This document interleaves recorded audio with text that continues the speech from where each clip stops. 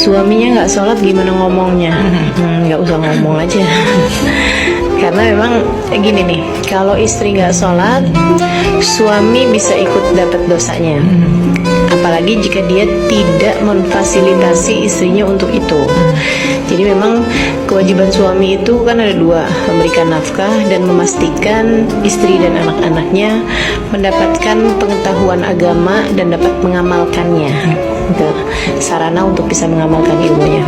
Nah, kalau istri itu kewajibannya adalah memperkenankan dirinya untuk suaminya. Itu kewajiban istri, gitu kan ya. Jadi tidak ada kewajiban istri untuk mengingatkan suami ketika suami nggak sholat. Nah, kalau kamu mau mengingatkan dia juga sebagai sesama muslim, sebagai sesama orang yang punya hubungan dekat, gitu kan ya, namanya suami kan, gitu. Kita ingetin, itu jatuhnya perkara sunnah, bukan hal yang wajib. Oh iya. Nah, tapi kalau kemudian ya, gini Ustazah, mengingatkan suami untuk sholat itu hukumnya sunnah. Ngomel-ngomelin suami hukumnya haram. Nah ini yang jangan sampai kita mengerjakan sesuatu yang sunnah dengan mengerjakan perkara yang haram. Nah, jadi kalau kamu mau memang suamimu itu sholat, itu jangan pakai emosi dan jangan pakai ego diri. Karena kebanyakan perempuan itu ketika suaminya nggak sholat, yang bicara adalah egonya.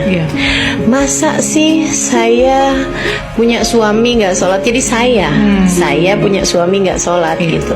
Tidak berpikir, ya Allah, kalau saya biarkan suami saya seperti ini, kemudian di hari akhirat nanti kita tidak dapat bersama karena tidak bisa mendapatkan ridha Allah SWT, gitu kan. Kesian banget suami saya, bagaimana cara menyelamatkan dia, gitu. Itu jarang. Istri-istri yang berpikirnya seperti itu jarang. Lebih ke ego sendiri, gitu kan.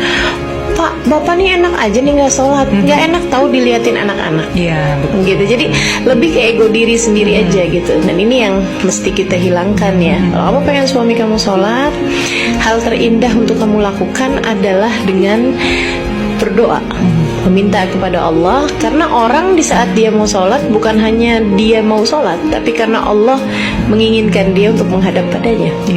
Dan ketika seorang gak mau sholat, bukan hanya karena dia gak mau sholat, tapi karena Allah tidak menginginkannya untuk menghadap kepadanya.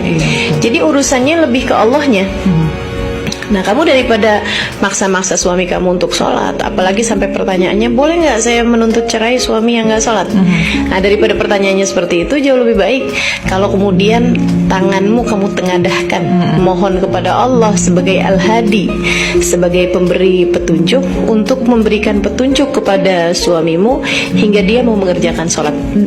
Pun juga dengan catatan, kalau nanti sesudah kamu berdoa, mungkin sampai dengan tahajud kamu bangun, bahkan mungkin kamu berbuat kebaikan-kebaikan dengan niat untuk mendoakan suamimu, sampai kemudian suamimu sholat, jangan kamu kira bahwa karena saya dia sholat. Sebab bagaimanapun Allah tetaplah Al-Hadi. Allah lah sang pemberi petunjuk. Jadi tidak ada yang dapat memberi petunjuk kecuali Allah SWT. Kamu berdoa, kamu minta kepada Allah SWT, itu satu. Dan hal kedua yang harus kamu lakukan sebagai seorang istri mengenai suamimu yang tidak sholat ini ya, sambil tetap ingat bahwa suami nggak sholat tuh kamu nggak ikut-ikut dosanya, tapi kamu marah-marah, kamu dosa, kan gitu kan. Sambil seperti itu kamu mencontohkan, maksudnya gini, mencontohkan bahwa orang tuh kalau sholat itu menyenangkan, gitu.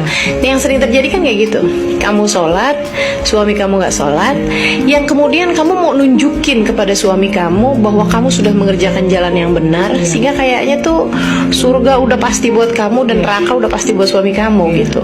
Jadi akhirnya yang ada adalah arogansi. Justru sebaliknya, kalau kamu pengen suami kamu sholat, tunjukkan perilaku-perilaku yang indah sehingga membuat suami kepengen sholat. Iya, betul. Gitu kan, ngelihat istrinya dalam keadaan apapun ceria aja, mau dikasih duit nggak dikasih duit, seneng aja nih. Dampak dari sholat nih, gitu. Dari kesenangan dia sholat nih. Kok kayaknya lagi ada sakit nggak sakit, kayaknya bawaan enak aja, gitu kan. Sementara saya kok susah banget nih, hati saya kering, hati saya hampa nih. Jangan-jangan karena memang hati saya tidak tersentuh dengan sholat.